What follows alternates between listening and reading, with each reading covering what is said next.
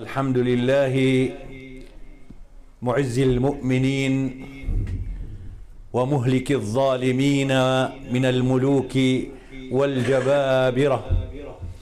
الحمد لله الذي فتح فتحه المبين وجعلنا بهذا النصر العظيم من الفرحين.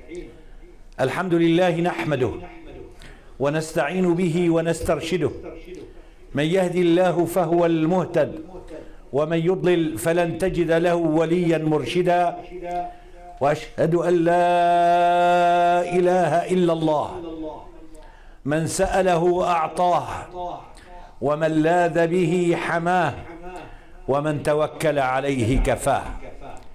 وأشهد أن سيدنا محمدا القائد والقدوة أدى الأمانة وبلغ الرسالة وجاهد في الله حق الجهاد.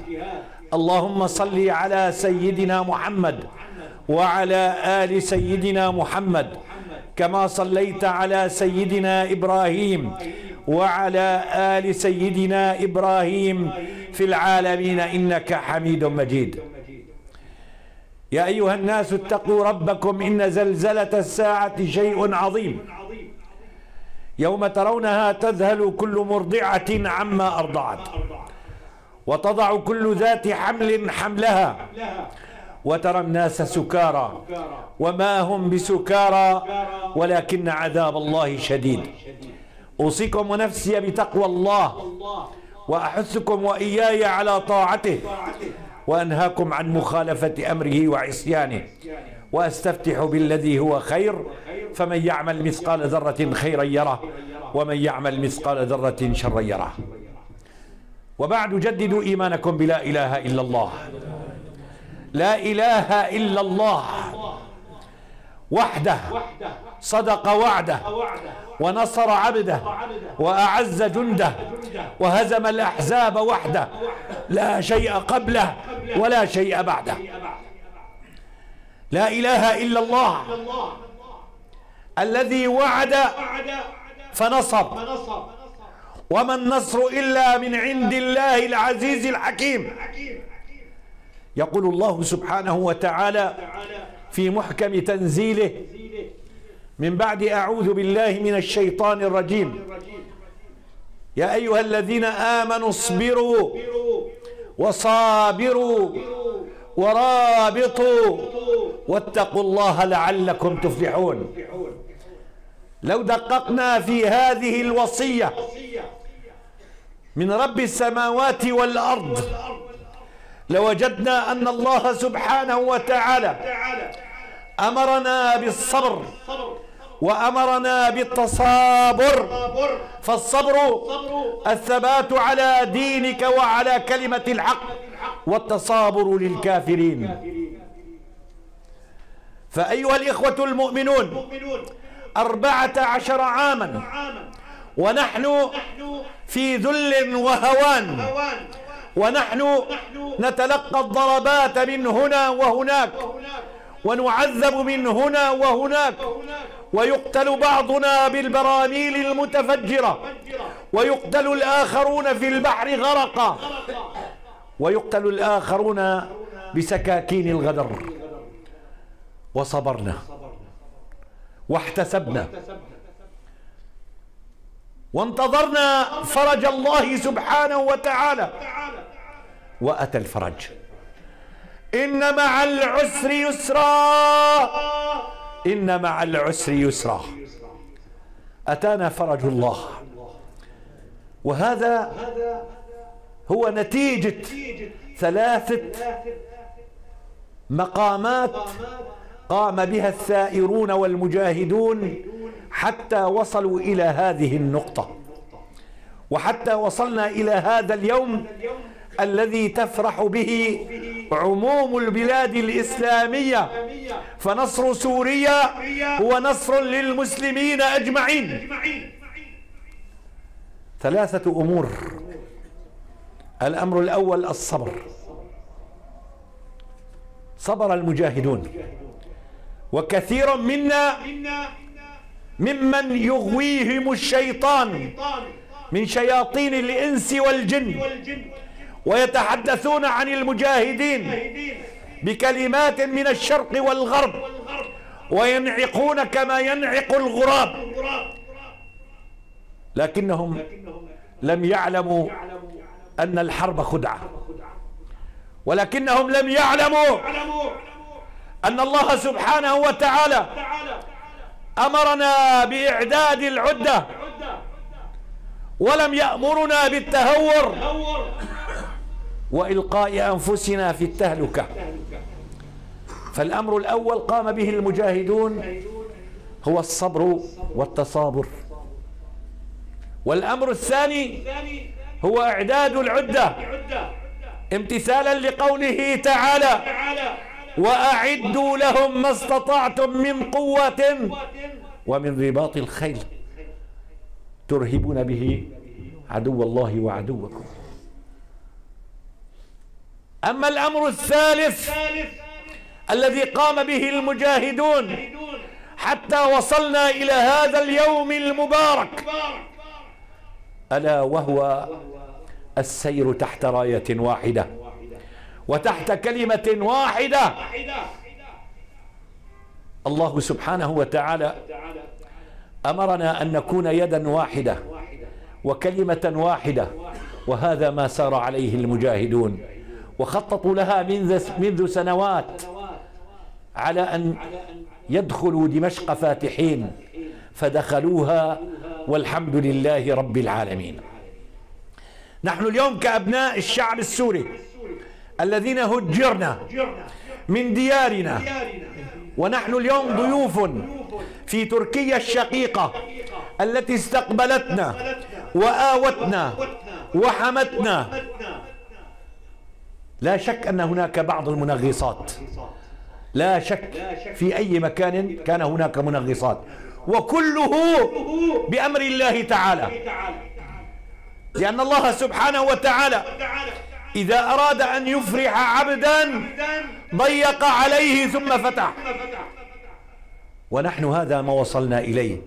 ضاقت علينا الدنيا بما رحبت، فكنا عند هذا الفتح نسينا كل آلامنا وأحزاننا، وأصبح لسان حالنا يقول: ضع في يدي القيد ألهب أضلعي، ضع عنقي على السكين، لن تستطيع بكل ما أوتيته إطفاء إيماني ونور يقيني، فالنور في قلبي وقلبي في يدي ربي، وربي حارسي ومعيني. ودخلنا دمشق اليوم في أنحاء سوريا أجمع ستخرج الساحات بشبابها وشيبها لتعبر عن فرحها بذلك النصر العظيم، نصر الله وفتح الله. لا تظنوا أبدا أن هذا النصر هو من عند غير الله، لا أبدا. إن تنصروا الله ينصركم، وهذا مكان أتانا نصر الله عز وجل، وكلكم يستغرب كيف فتحت دمشق في أقل من 15 يوم. 11 يوم كانت مفتوحة دمشق. أليس نصر الله؟ أليست قوة الله جل وجلاله؟ ألم تستغربوا كيف سكتت جميع دول العالم؟ أخرسهم الله سبحانه وتعالى.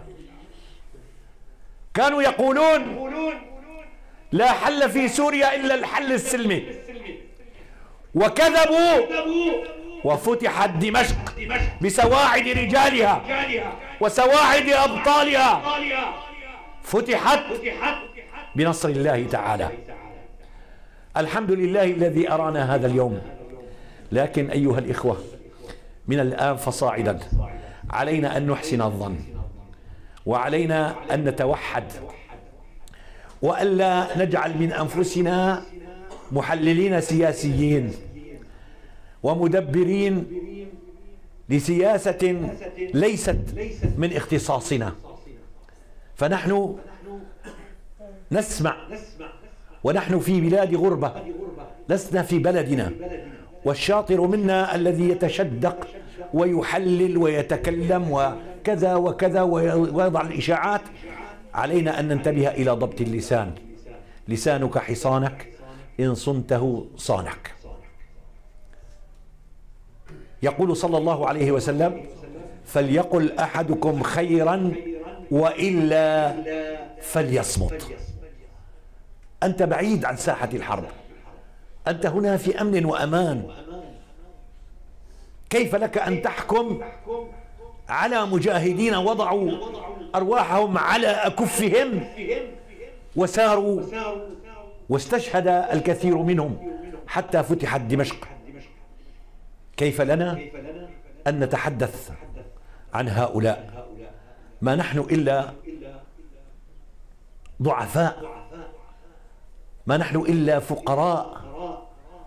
نحن بحاجة إلى أدعية هؤلاء، نحن بحاجة إلى تقديرهم والدعاء لهم، وبحاجة إلى أن يدعوا لنا حتى يغفر الله لنا تقصيرنا. أقول قولي هذا وأستغفر الله، فيا فوز المستغفرين، استغفروا الله.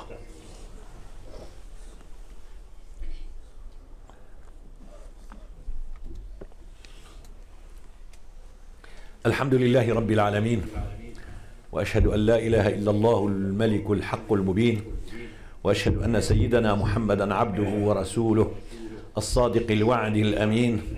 اللهم صل على سيدنا محمد طب القلوب ودوائها ونور الأبصار وضيائها وعافية الأبدان وشفائها، وعلى آله وصحبه وسلم تسليما كثيرا إلى يوم الدين.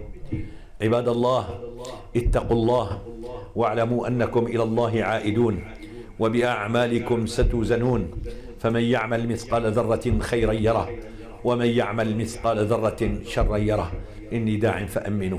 اللهم يا سامع الصوت، ويا سابق الفوت، ويا محيي العظام بعد الموت، أحيي قلوبنا بالإيمان، وأطلق ألسنتنا بالقرآن، واجعلنا من عبيدك الصالحين يا رحيم يا رحمن.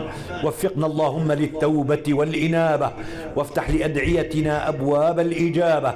يا من إذا دعاه المضطر أجابه، يا من إذا قال للشيء كن فيكون، يا من أمره بين الكاف والنون. كن لنا ولا تكن علينا، وآثرنا ولا تؤثر علينا، وارضنا وارض عنا برحمتك يا أرحم الراحمين.